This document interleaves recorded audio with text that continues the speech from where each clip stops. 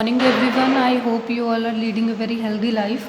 In today's video, before starting our actual topic, that is correlation diagram, before getting indulged into it, I am going to discuss few basic concepts which are needed to cover that topic. तो हमारे पास जो पहला topic हमने जो correlation diagram में cover करने के लिए हमें क्या चाहिए, पिछली बार जो मैंने ऑर्डरल डायग्राम डिस्कस किया था तो ऑर्डरल डायग्राम में मैंने आपको शॉर्टकट सिखा दिया था सो दैट कि हमें सिर्फ क्या चाहिए था, ग्राउंड स्टेट टर्म सिंबल। तो उसके लिए हमने ज़्यादा एफर्ट नहीं की थी। जो हमारा मेन टॉपिक था, जैसे मैंने बीएससी फाइनल ईयर में बोला था कि आपने बीएससी फाइनल ईयर से में सीखे हैं कि सारे टर्म सिंबल्स कैसे फाइंड आउट करते हैं किसी भी इलेक्ट्रॉन सिस्टम के। तो उसको थोड़ा सा ब्रीफ डिस्कशन करेंगे क्योंकि कोरिलेशन में आपको सारे सिंबल्स चाहिए, राइट। तो पहला डिफरेंस हमारे जो अपकमिंग डायग्राम है कोरिलेशन डायग्राम में, पहला डिफरेंस क्या रहेगा, आपको उसके लिए सारे सिंबल्स चाहिए। जैसे ऑर्जिल में हमने क्या किया था, सिर्फ हाई स्पिन का ग्राउंड स्टेट टर्म सिंबल लिया था, उसके अलावा हमने कोई सिंबल कंसीडर नहीं किया था। लेकिन यहाँ पर अभी हमें सारे सिंबल्स चाहिए। तो मैं आपको पहले एक तो मेथड एक्सप्लेन कर दूंगी कि आपने कैसे फाइंड आउट करने हैं इफ़ इन केस, क्योंकि एग्ज़ाम में हमारा फोकस सिर्फ डायग्राम को अटेम्प्ट करना है, हमने उसमें ग्राउंड सारे टर्म सिंबल्स फाइंड आउट करने के मार्क्स नहीं मिलेंगे। सो दैट कि आपको मैं मेथड सिखा देती हूँ कि आपने ऐसे फाइंड आउट करने हैं। लेकिन एग्ज़ाम में मैं आपको यही रेफ़र करूँगी कि आप वो सिंबल्स चाहे 3 हैं या 4 हैं, हर एक पर्टिकुलर इलेक्ट्रॉन सिस्टम के मेमोराइज़ कर लो। क्योंकि आप देखोगे कि पहले तो ये मेथड ऐड हो गया, उसके बाद आपने कोरिलेशन डायग्राम के लिए आपको एक और चीज़ चाहिए, वो भी डिस्कस करेंगे। उसका मेथड भी टीडियस है, तो इसलिए प्रेफरेबल यही रहेगा कि आप थोड़ा सा इसको मेमोराइज़ करना। सबसे पहले कोई भी टर्म सिंबल फाइंड आउट करना हो तो उसके लिए आप क्या करते हो, 2s+1 Lj। तो यहाँ पर s आप कैसे फाइंड आउट करते हो, आपका जो अनपेयर्ड इलेक्ट्रॉन होता है तो उसका 2s+1 करोगे। L आपका ऑर्बिटल क्वांटम नंबर है जिसकी वैल्यू मैंने आपको उस टाइम भी सिखाई थी, L की वैल्यूज़ क्या क्या होंगी, और J L और S का कॉम्बिनेशन है। तो सबसे पहले आपने क्या करना है, जब भी आपको कोई इलेक्ट्रॉन सिस्टम दिया जाएगा तो आप सबसे पहले उसका स्पिन एंगुलर मोमेंटम यानी कि उसका कंबाइंड रिजल्टेंट स्पिन निकालोगे। जैसे आपको 2 इलेक्ट्रॉन दिए हुए तो एक का हाफ दूसरे का हाफ प्लस किया, उसके बाद एक एक रिड्यूस करते जाना है। कब तक चलना है, जब तक S1 माइनस S2 यानी कि दोनों का डिफरेंस नहीं आ जाता, तो वो मॉड में रखना है, बस वहाँ तक आपने चलना है एक एक कम करके। नेक्स्ट आपके पास कैसे है फिर, अगर आपके पास S का वैल्यू 0 आता है, 1 आता है, 2 आता है, 3 आता है, 4 आता है, तो उसके कॉरेस्पॉन्डिंग आपके S की वैल्यूज कुछ ऐसे होंगी। 0 एक unpaired electron half, 2 unpaired electron half plus half 1, 3 unpaired electron 3/2, 4 unpaired electron 4/2 that is 2। तो उसके बाद आप 2s+1 फाइंड आउट करोगे, 2s+1 इसमें वैल्यू पुट करोगे एस की कॉरेस्पॉन्डिंग, तो आपके पास ये वैल्यूज़ आ जाएंगी। उसके बाद आप उस स्टेट को क्या बोलोगे, अगर 1 हुआ तो सिंगलेट, 2 हुआ डबलेट, 3 हुआ ट्रिपलेट, 4 हुआ क्वाड्रेट और 5 हुआ तो क्विंटेट। नेक्स्ट आपके पास सेकंड फैक्टर आप क्या करोगे, आपके पास एल वैल्यूज़ होंगी, 2 इलेक्ट्रॉन सिस्टम है तो दोनों के एल वैल्यूज़ को जोड़ना होगा। जैसे अगर हमारे पास, मैं एग्जांपल के साथ आपको क्लैरिफाई कर दूंगी कि आपने कैसे करना है उसे। सिमिलर वे में ऐसे ही चलोगे, S1 + S2 किया था वैसे ही L1 + L2 करके कहाँ तक चलना है, L1 माइनस L2 तक। तो आपके पास ये सारी वैल्यूज़ इस रेंज में आनी शुरू हो जाएंगी, 0 1 2 3 4 5 6।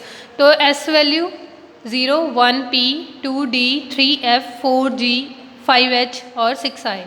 तो लास्ट में आप क्या करोगे, जे वैल्यू लिखोगे। जे वैल्यू के लिए भी आपको एल और एस का कॉम्बिनेशन है, L+S करोगे, उसके बाद कहाँ तक चलोगे, एक एक रिड्यूस करते कहाँ तक आना है, L-S तक, दोनों का डिफरेंस लोगे।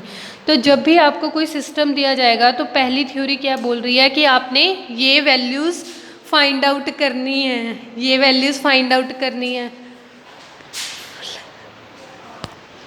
तो नेक्स्ट आपके पास तीनों सिस्टम हो गए, आपने पहले एस वैल्यू फाइंड आउट किया, फिर आपने एल का कॉम्बिनेशन किया, फिर आपने एल एस अप्लाई किया। अभी हम इस एग्जांपल के साथ सॉल्व करते हैं सो दैट आपको क्लैरिफाई हो जाए कि क्या डिस्कशन हो रही है।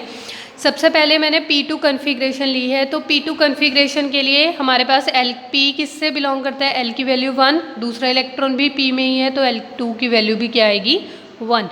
दोनों का क्या करोगे, सम करोगे। 1 + 1 दैट इज़ 2, तो एक एक रिड्यूस करके 0 तक पहुंचना है। 2 1 0, तो हमारे पास वैल्यूज़ क्या रहेंगी, एस पी डी।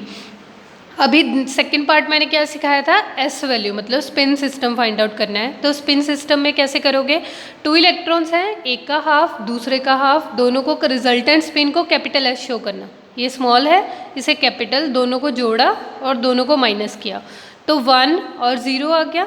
तो हमारे पास उसके कॉरेस्पॉन्ड 2s + 1 बन जाएगा, 3 और 1।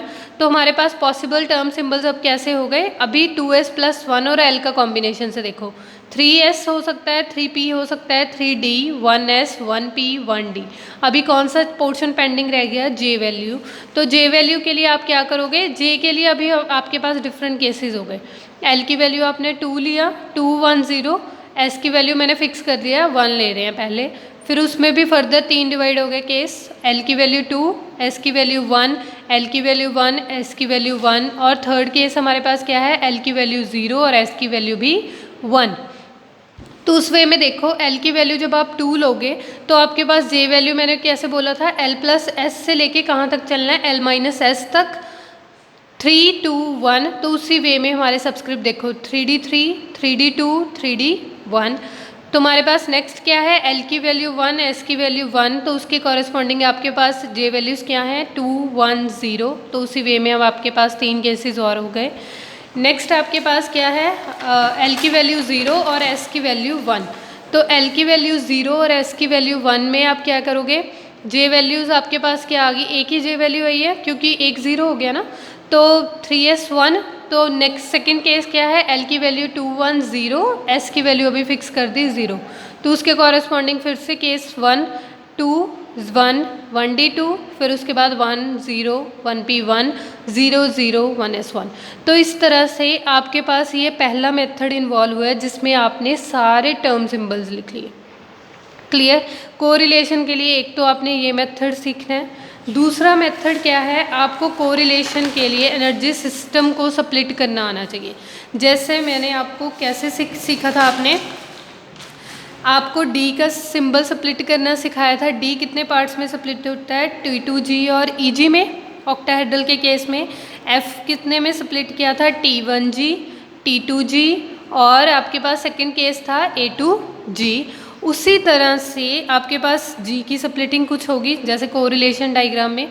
एक आपने कॉरेस्पॉन्डिंग क्या है, जैसे आपने इलेक्ट्रॉनिक कन्फिग्रेशन भी की है ना, T2G में 2 इलेक्ट्रॉन्स हैं, सपोज मेरे पास D2 इलेक्ट्रॉन सिस्टम है, आपको मैं उसी का मेथड सिखा रही हूँ कि आपने उसकी टर्म स्प्लिटिंग कैसे फाइंड आउट करनी है। अभी D2 में मेथड देखो ध्यान से, D2 में हमारे पास 3 केसेस पॉसिबल हैं।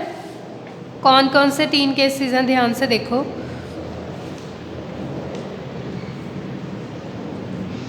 एक तो D2 सिस्टम में दोनों इलेक्ट्रॉन T2G में हो सकते हैं, यानी कि दोनों इलेक्ट्रॉन T2G में हो गए। दूसरा केस क्या हो सकता है, एक इलेक्ट्रॉन T2G में हो जाए, एक EG में हो जाए। थर्ड केस क्या है, दोनों इलेक्ट्रॉन EG में हो जाए। तो इन तीनों सिस्टम के लिए अलग अलग से स्प्लिटिंग चलेगी कोरिलेशन डायग्राम के लिए। तो मैं सिर्फ आपको D2 सिस्टम एलेबोरेट कर रही हूँ, बाकी सिस्टम मैं खुद ही रेफ़र कर रही हूँ कि आप उसको मेमोराइज कर लो। देखो ध्यान से, आपको पहले मेथड ही टीडियस लगेगा।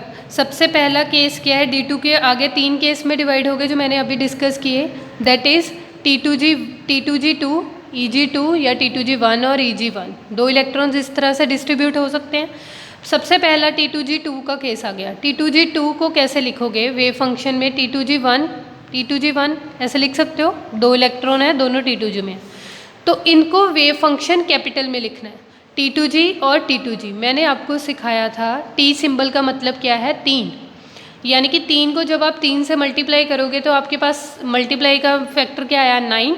तो अभी देखो ये ग्रुप थ्योरी से आएगा, जो आपका ये डायरेक्ट प्रोडक्ट जिसे हम इररिड्यूसिबल रिप्रेजेंटेशन बोलते हैं, इसका कॉम्बिनेशन 9 का देखो, क्या चेक करो ये कॉम्बिनेशन सही है। T का मतलब 3, अगले T का मतलब 3, इस E का मतलब 2 और इस A का मतलब 1। T का मतलब 3 ऑर्बिटल, E का मतलब 2 ऑर्बिटल, A का मतलब 1 ऑर्बिटल, या B भी लिखा होता उसका मतलब भी 1 ऑर्बिटल था। तो यहाँ पर आपने क्या मेंशन किया, देखो 3 + 3 6 + 2 8 + 1 9, यानी कि जो ये कॉम्बिनेशन हमें दिया गया है ये सही है। इसका सम देखो 9 बन रहा है। अभी आगे का फैक्टर देखो क्या ऐड हो रहा है। अभी T2G में 2 इलेक्ट्रॉन्स हैं, या तो दोनों इलेक्ट्रॉन आपके पैरेलल आ जाएंगे इस केस की तरह, या आपके दोनों इलेक्ट्रॉन अनपैरेलल हो जाएंगे। अगर अनपैरेलल पैरेलल हुए तो half plus half that is 1, अगर अनपैरेलल हुए तो half minus half that is 0। तो उसी कॉरेस्पॉन्डिंग से आपका 2s प्लस 1 कैसा बन जाएगा, 3 और 1। तो हमारे पास ये जो चारों केसेस है फर्दर किस में डिवाइड हो गए, 8 में डिवाइड हो गए। ठीक, 8 में कैसे, 3, क्योंकि स्पिन मल्टीप्लिसिटी चेंज भी तो कर सकते हो, 3 भी लिख सकते हो और 1 भी लिख सकते हो, 3 भी लिख सकते हो 1 भी लिख सकते हो, 3 1 और 3 और 1। क्लियर। तो यहाँ पर आपके पास फर्दर 8 केस डिवाइड हो गए। अभी 8 में से जो प्रोबेबल केस होगा वो कैसे डिसाइड करोगे, आपने 8 के बाद आपने क्या लिखनी है, माइक्रोस्टेट्स। माइक्रोस्टेट क्या होती हैं, एनसीआर। टी का मतलब है 3 ऑर्बिटल, 3 ऑर्बिटल में कितने इलेक्ट्रॉन रह सकते हैं, 6। तो इसका एन वैल्यू मैक्सिमम क्या हो सकता है, 6। अभी T2G2 की बात करें, यानी कि आर वैल्यू कितनी है, 2, 2 इलेक्ट्रॉन ही फिल हुए हैं। जब भी आपने यहाँ पर NCR लगाना है तो आपने उस पर्टिकुलर ऑर्बिटल में मैक्सिमम इलेक्ट्रॉन देखने हैं। अभी T2G2 की बात कर रहे हैं तो यहाँ पर 6 इलेक्ट्रॉन मैक्सिमम आ सकते हैं, तो माइक्रोस्टेट्स कितनी आई, 15। क्लियर। अभी इन 8 को ऐसे चूज़ करना है कि इनका सम क्या आ जाए, 15 आ जाए। तो इसमें देखो आपके पास कितने सारे केसेस पॉसिबल है, मैंने तो सिर्फ 3 लिखे हैं। 3T1G, 1T2G, 1EG, 1A1G। अभी इसे सोचोगे कैसे कि ये सम 15 कैसे बन रहा है। 3 स्पिन मल्टीप्लिसिटी, T का मतलब क्या है, 3, 3 इंटू 3 प्लस 1 इंटू T2G का मतलब, T का मतलब 3 प्लस 1 इंटू 2 प्लस 1 इंटू 1। तो देखो आपके पास सम कितना बन रहा है, 15। तो ये सारे combination as a homework consider करो, इनका सम आप चेक करना, 15 बनेगा, 15 बनेगा। उसके बाद इनमें से जो प्रोबेबल कॉम्बिनेशन है वो ये है। इसका मतलब एग्ज़ाम में हमें इसके कोई मार्क्स नहीं मिलने वाले। जहाँ जो कैलकुलेशन हमने की है अभी T2G2 सिस्टम के लिए, हमें क्या चाहिए, सिर्फ ये वाला सिस्टम। तो आप खुद से सोचोगे कि इतनी कैलकुलेशन याद करने की बजाय मैं सीधा से वो कॉम्बिनेशन ही क्यों याद ना कर लूँ। ठीक, क्योंकि T2G2 को आपने अल्टीमेटली ऐसे लिखना है। T2G2 आपका इस वे में डिवाइड होगा। अभी मैंने आपको एक्चुअल डायग्राम दिखाया ही नहीं है। अभी जो जो पोर्शन मुझे चाहिए था मैंने सिर्फ उसका इंट्रोडक्शन पे वीडियो बनाया है। नेक्स्ट आपके पास क्या है, T2G1 EG1। T2G1 EG1 को कैसे लिखोगे, T2G इंटू EG। T का मतलब 3, E का मतलब 2, यानी कि 6। तो कॉम्बिनेशन इररिड्यूसिबल रिप्रेजेंटेशन क्या बोल रही है कि कॉम्बिनेशन ऐसा होगा, T1G प्लस T2G। फिर से अभी हमने S वैल्यू लगाना है, 3 और 1, 3 और 1, 3 और 1। ठीक है, राइट। तो उसके बाद आपको क्या सिखाना है, माइक्रोस्टेट्स। अभी माइक्रोस्टेट ध्यान से सीखो रजे। T2G में 1 इलेक्ट्रॉन है और EG में 1 इलेक्ट्रॉन है। तो T2G में कितने इलेक्ट्रॉन मैक्सिमम आ सकते हैं, 6।